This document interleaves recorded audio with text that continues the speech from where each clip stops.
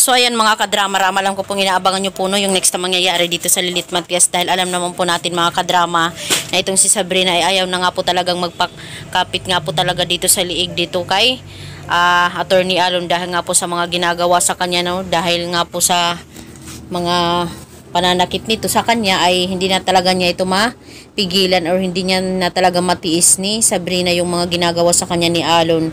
Kaya yung napagdesisyonan na lang talaga niya na tawagan itong si Lilith at sabihin na lang talaga kay Lilith yung katotohanan abo talaga sa mga panluloko at panggagamit talaga ni Renan, na kahit alam niya na magiging delikado yung buhay niya pero wala talaga siyang magagawa kundi sabihin na lang talaga yung katotohanan.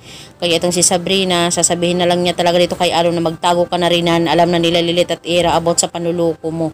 Di ba? Sabi pa nga ni Sabrina na lintik lang daw ang walang ganti Renan, diba?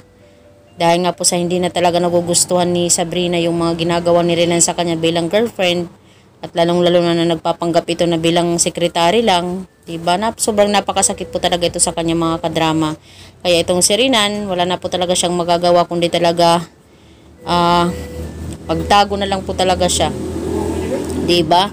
At harapin na lang talaga niya yung kanyang mga ginawang kasalanan dito kay Ira at saka kay Lilith. Dahil alam naman po natin mga kadrama na yung purpose lang talaga na naman ni Attorney Alon ay talagang pagigantihan itong sila Ira at saka saktan po talaga sila no.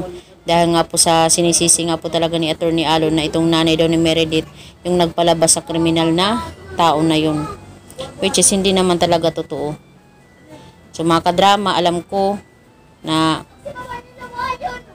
inaabangan nyo po no yung next na mangyayari dito sa Lilith Matias. Kaya abang-abang lang po tayo mga kadrama sa senaryo na mangyayari dito. Dahil mangyayari po talaga yan. Darating po talaga tayo sa point na yun or sa oras na yun na mangyayari po talaga yung mga bagay na yun. So mga kadrama, maraming salamat again. Sa palagi niyong panonood, huwag niyo pong kalimutan na i-like, i-share, at i-subscribe yung aking channel para sa susunod na videos ma-update ko pa kayo mga kadrama. Kaya abang-abang lang po tayo, wag lang po tayong mababagot sa panonood. So, yun lang po mga kadrama. Maraming salamat. Malaking tulong po talaga yung naibabahagi niyo po talaga sa akin channel kung alam niyo lang.